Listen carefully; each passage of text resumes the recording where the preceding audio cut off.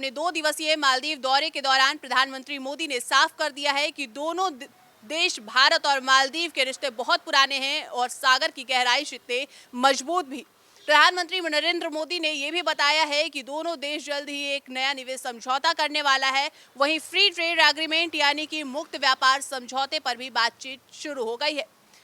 अपने 2 दिवसीय मालदीव दौरे के दौरान दूसरे दिन प्रधानमंत्री नरेंद्र मोदी ने वहां के कई बड़े नेताओं से मुलाकात की है। मालदीव के उपराष्ट्रपति हुसैन मोहम्मद लतीफ, पूर्व राष्ट्रपति मोहम्मद निशाद और संसद के अध्यक्ष अब्दुल रहीम अब्दुल्ला से भी मुलाकात की है। इन मुलाकातों की तस्वीरें प्रधानमंत्री मोदी ने सोशल मीडिया पोस्ट पर शेयर किया है और उन्होंने पोस्ट पर शेयर करते हुए ये लिखा है कि मालदीव के उपराष्ट्रपति के साथ काफी अच्छी बातचीत हुई है। दोनों देश जल्द ही नया निवेश समझौता करने वाले हैं और अभी भी दोनों देश एक दूसरे को सहयोग कर रहे हैं, जिससे दोनों देशों के लोगों को फायदा हो रहा है और आगे भी भारत और मालदीव के इस समझौते से दोनों देशों के रिश्ते बने रहने की उम्मीद है। वीडियो जर्नलिस्ट सौरभ के साथ मैं स्वाति सिंह, नोएडा, प्राइम न्यूज। केंद्रीय मंत्री चिराग पासवान ने नीतीश सरकार पर जमकर निशाना साधा है। उन्होंने बिहार में हो रही आपराधिक घटनाओं की कड़ी निंदा की और साफ तौर पर कहा कि प्रशासन इन घटनाओं को रोकने में पूरी तरह से नाकाम है। उन्होंने इतना ही नहीं, ये भी कहा कि वो शर्मसार है कि वे ऐसी सरकार का समर्थन कर रहे हैं। वो उनको बहुत दुख है कि वो इस तरह का समर्थन ऐसी सरकार को दे रहे हैं। हालांकि चिराग पासवान ने ये बड़ा बयान बिहार में लगातार हो रही आपराधिक घटनाओं के बाद दिया और क्योंकि बिहार में इस तरह की आपराधिक घटनाएं, रेप, बलात्कार, चोरी, हत्या जैसी घटनाएं लगातार बढ़ती जा रही हैं, जिसको लेकर चिराग पासवान ने नीतीश सरकार पर निशाना साधा और प्रशासन की कार्यप्रणाली पर भी गंभीर सवाल उठाए। उन्होंने साफ तौर पर कहा कि प्रशासन बेसुध है, प्रशासन की ही लापरवाही है, जिसके चलते बिहार में आपराधिक मामलों में लगातार वृद्धि देखने को मिल रही है। इतना ही नहीं, उन्होंने ये भी कहा कि चुनावों के मद्देनजर शायद ये इस तरह की घटनाओं को अंजाम दिया जा रहा है, लेकिन उन्होंने फिर भी प्रशासन की लापरवाही को घेरते हुए कहा कि प्रशासन की जिम्मेदारी बनती है, अगर चुनाव के मद्देनजर भी इस तरह की घटनाओं को बढ़ावा दिया जा रहा है तो उन पर शिकंजा कसे और अपराधों को रोका जाए। तो वहीं बिहार में लगातार हो रही आपराधिक घटनाओं को लेकर केंद्रीय मंत्री चिराग पासवान ने बड़ा बयान दिया। देखने वाली बात होगी, बिहार विधानसभा चुनावों से कुछ समय पहले अगर इस तरह का बयान उनकी तरफ से आ रहा है तो किस ओर ये बयान किस कड़ी में जाकर मुड़ेगा और किस ओर बाकी तमाम पार्टियों की तरफ से इसको लेकर बयान सामने आते हैं, प्रतिक्रियाएं सामने आती हैं। मैं प्रियंका चावला, कैमरा पर्सन सौरभ के साथ, prime news, Noida. Army chief बोले, ऑपरेशन सिंदूर से पाक को सीधा संदेश, आतंकवाद के समर्थकों को बख्शा नहीं जाएगा। लेकिन कारगिल विजय दिवस पे शहीदों को श्रद्धांजलि भी दी। भारतीय सेना प्रमुख जनरल उपेंद्र द्विवेदी ने शनिवार को कहा कि ऑपरेशन सिंदूर के दौरान की गई सर्जिकल स्ट्राइक पाकिस्तान को सीधा संदेश था कि आतंकवाद के समर्थकों को बख्शा नहीं जाएगा। ऑपरेशन सिंदूर पहलगाम आतंकी हमले का जवाब भी था, लेकिन पूरे देश को गहरा घाव दे गया था। इस बार भारत ने हादसे पे शोक तो व्यक्त किया, लेकिन साथ ही करारा जवाब भी दिया। जनरल द्विवेदी ने ये बात लद्दाख के द्रोस में कारगिल विजय दिवस पे आयोजित एक कार्यक्रम में कही कि उन्होंने कहा कि दुश्मन को जवाब देना अब न्यू नॉर्मल है। कारगिल विजय दिवस के 26 साल पूरे होने पर रक्षा मंत्री राजनाथ सिंह भी दिल्ली के नेशनल वॉर मेमोरियल पहुंचे। उनके साथ तीनों सेना प्रमुख भी मौजूद रहे। राजनाथ ने शहीदों को श्रद्धांजलि दी और दुख जताया। कैमरामैन सौरभ के साथ दीक्षा, प्राइम न्यूज। लखनऊ में आज 26वां विजय कारगिल दिवस मनाया जा रहा है। इस विजय कारगिल दिवस में उन शहीदों को याद किया जा रहा है जो कारगिल में शहीद हुए थे। हालांकि उत्तर प्रदेश के मुख्यमंत्री योगी आदित्यनाथ ने उन शहीदों के परिवारों को बुला करके सम्मानित भी किया है। हमारी मौजूदगी लखनऊ में है। लखनऊ में बाकायदा ये शहीद जो 15 मई 1999 में वीरगति को प्राप्त हुए थे। अगर सुनील जंग महंत ये हैं, ये बाकायदा कारगिल में रहे और कारगिल में ही इनको शहादत हुई। और आज जिस तरीके से 26वां विजय कारगिल दिवस है, परिवार है उनका, उनकी बहन हमारे साथ बातचीत करने के लिए है। मैम, आज शहीदों को याद किया जा रहा है, कैसे देख रही हैं इसको? आज हमारे मुख्यमंत्री जी ने कारगिल शहीद परिवार को सम्मानित करके बहुत गर्व फील महसूस हो रहा है मुझे कि मेरे भाई ने अपने देश के रक्षा के लिए अपनी जान के आहुति दिए। सर को मैं तहे दिल से धन्यवाद करना चाह रही हूँ कि शहीदों को ऐसे याद किया जाए ताकि हम भी अपने भाइयों को जिंदा रख सके।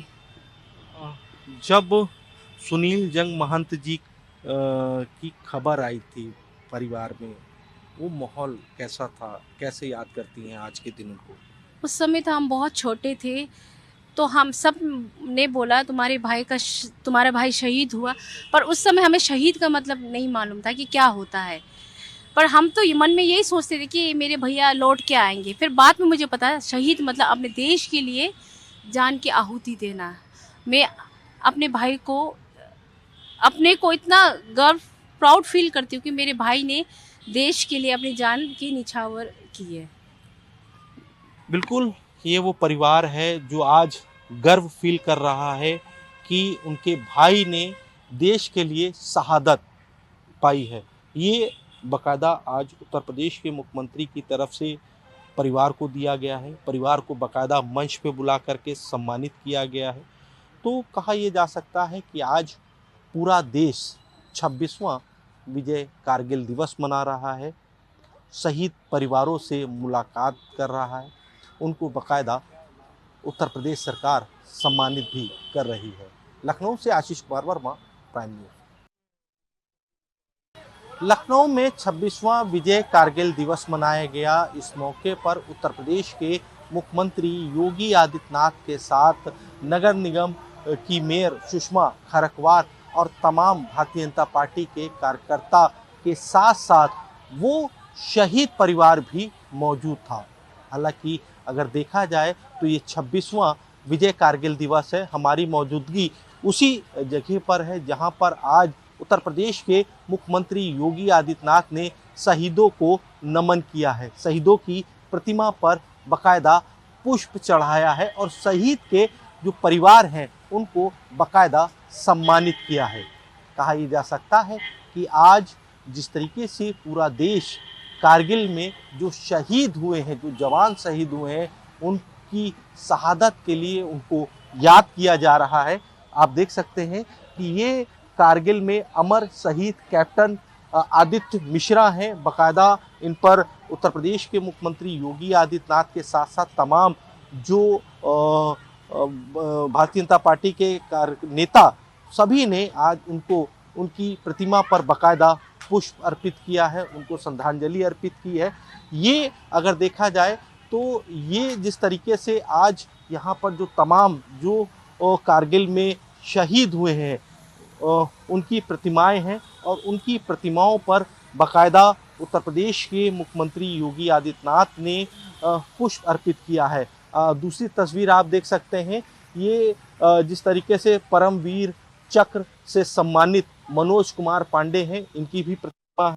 साथ ही साथ आप दूसरी प्रतिमा देख सकते हैं कि आज जिस तरीके से शहीदों को याद किया जा रहा है, शहीदों को नमन किया जा रहा है, उनके परिवारों को सम्मानित किया जा रहा है। ये देखा जाए तो ये सुनील जंग महंत जी हैं, जिनका अभी कुछ देर जिनका परिवार बातचीत कर रहा था। इनकी बहन का कहना है कि बहुत गर्व की बात है जो मेरे भाई देश के लिए शहीद हुए हैं। तो कहा यह जा सकता है आज जिस तरीके से पूरा देश 26वां विजय कारगिल दिवस मना रहा है, तो ऐसे में आज शहीदों को नमन भी किया जा रहा है। लखनऊ से आशीष कुमार वर्मा, प्राइम न्यूज।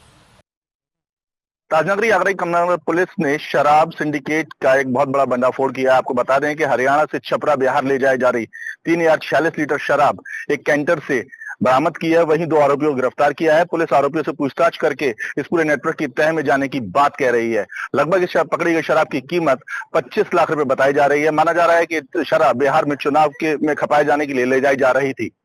आगरा से मानव मल्होत्रा, प्राइम न्यूज।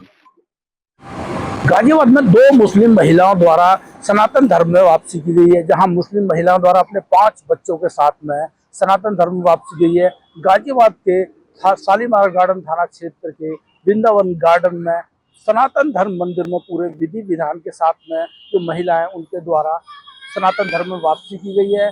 वहीं बात करें तो सोनिया खान जो कि अब सोनिया चौधरी बन चुकी हैं और खुशबू खान जो कि अब खुशबू हैं, उनके द्वारा सनातन धर्म वापसी की गई है। वहीं बात करें तो जब उनसे हमने बात की तो उनका साफ तौर पर कहना था कि जिस तरह से उनको हलाला और जो तमाम हिजाब में रखा जाता है, उन्हें प्रताड़ित किया जाता है, मर्दों को पूरी आज़ादी है, जबकि मुस्लिम धर्म में जो महिला हैं उन्हें लगातार प्रताड़ित किया जाता है और उसी को लेकर जो महिला हैं उनके द्वारा अब सनातन धर्म में वापसी की गई है। जहाँ हिंदू रक्षा दल के राष्ट्रीय अध्यक्ष के जो संपर्क में ये महिलाएं आई थी, जिसके बाद में इन्होंने अपनी सुरक्षा से सनातन धर्म को अपनाया है और अपने बच्चों के साथ में अब ये सनातन धर्म में हिंदू रीति रिवाज से जीने के लिए अपनी बात कह रही हैं। Pramod Singh, prime news, Ghaziabad.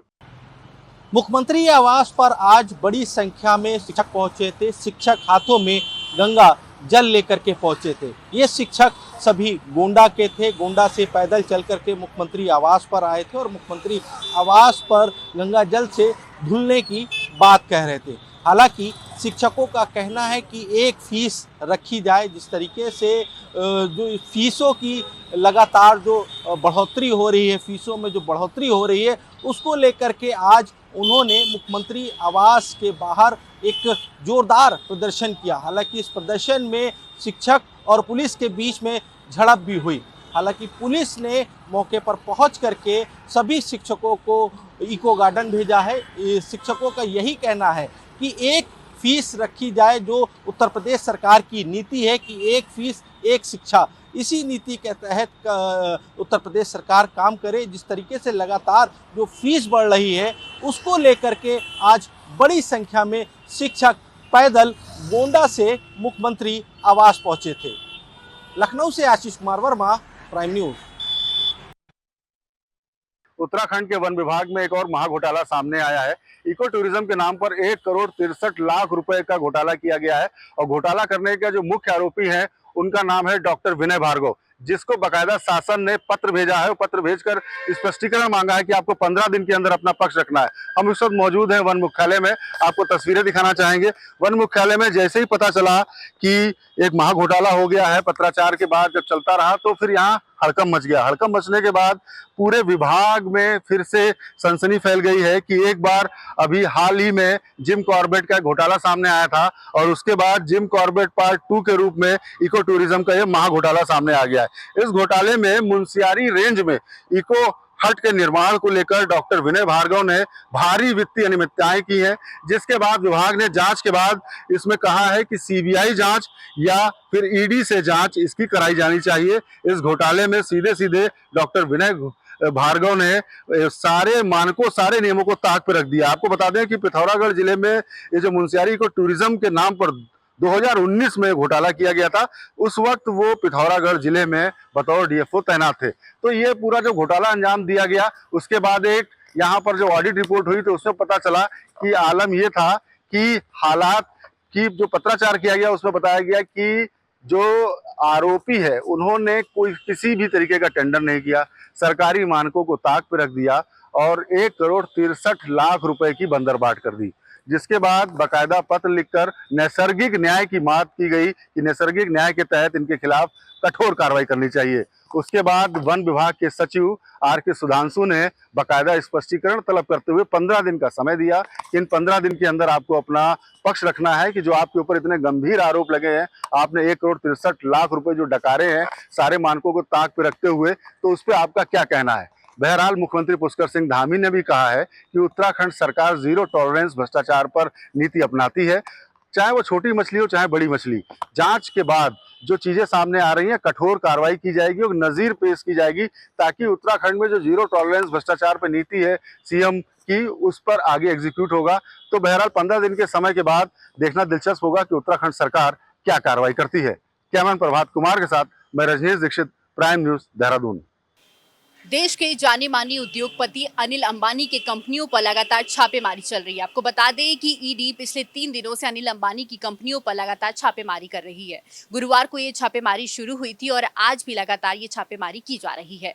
ये छापेमारी यश बैंक लोन घोटाले से जुड़ी एक मनी लॉन्ड्रिंग केस में की जा रही है। वहीं एसबीआई ने अनिल अंबानी की कंपनी रिलायंस कम्युनिकेशन को फ्रॉड घोषित कर दिया है। वहीं ईडी के मुताबिक 2017 से लेकर 2019 के बीच में यस बैंक ने अनिल अंबानी की कंपनी को लोन दिया था। हालांकि ये लोन डायरेक्ट कंपनी को नहीं बल्कि शेल कंपनी को दिया गया था। ये पैसा बाद में कहीं और ट्रांसफर किया जाता है। वहीं जांच अधिकारियों का ये भी कहना है कि इस मामले में यस बैंक के कर्मचारियों को रिश्वत दी गई थी। वहीं इस रिश्वत के मामले में बैंक का प्रमोटर भी शामिल है। लेकिन अब देखना ये होगा कि आखिर इस जांच में क्या कुछ निकल कर आता है। कैमरा पर्सन सौरभ के साथ मैं सिमी सोनी, प्राइम न्यूज। रामपुर के जिला अस्पताल में कंडम एम्बुलेंसें 108, 102 खड़ी हुई है। यहाँ पे 8 एम्बुलेंसें यहाँ पे खड़ी हुई है, काफी समय से खड़ी हुई है।